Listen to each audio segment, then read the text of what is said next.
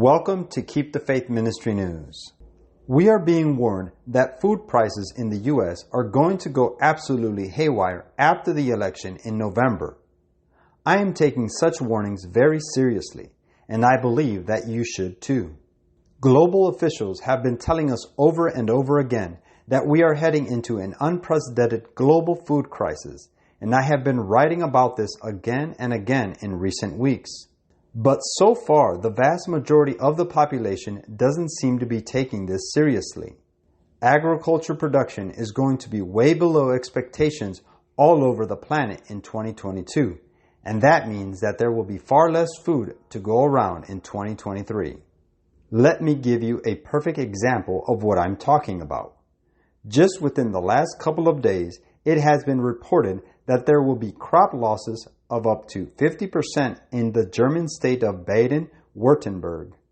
Crop losses of up to 50% are now expected in parts of Germany due to drought, farmers in affected regions have claimed. With the losses expected to materialize in the autumn, the farming chaos may end up being another crisis facing Germany's floundering political class as fuel shortages combined with a free-falling economic hit a public already suffering from officials' poor handling of the COVID-19 pandemic. Just within the past week, I have written about how authorities are also projecting similar crop losses in key areas of the UK, France, and Italy. And here in the United States, 37% of farmers in the western half of the country say that they will be killing their own crops because there is no chance that they will come to maturity due to the endless drought.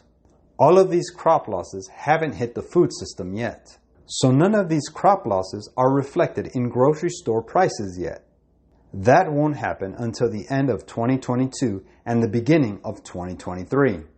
Food prices have been rising rapidly in recent months, but the really big deal is all the food that is not being grown right now.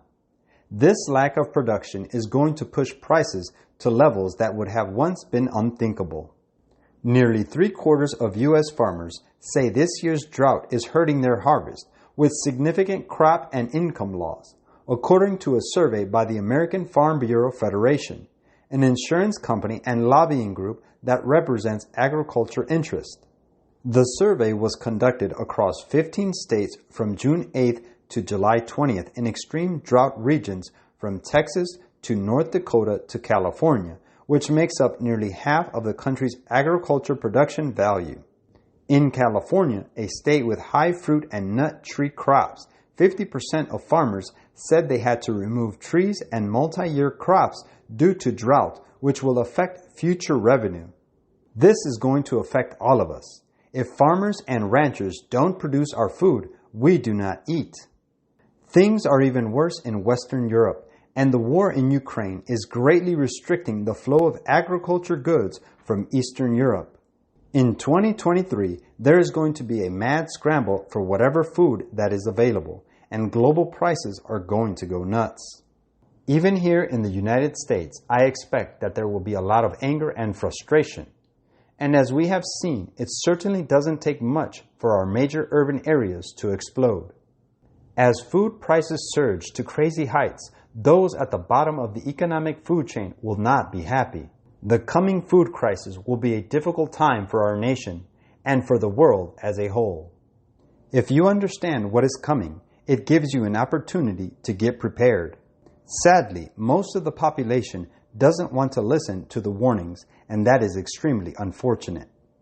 Quote, "While the wicked are dying from hunger and pestilence, angels will shield the righteous and supply their wants. To him that walketh righteously is the promise. Bread shall be given him, his waters shall be sure. When the poor and needy seek water, and there is none, and their tongue faileth for thirst, I the Lord will hear them. I the God of Israel will not forsake them." Great Controversy, page 629. This is Keep the Faith Ministry News. Thank you for watching.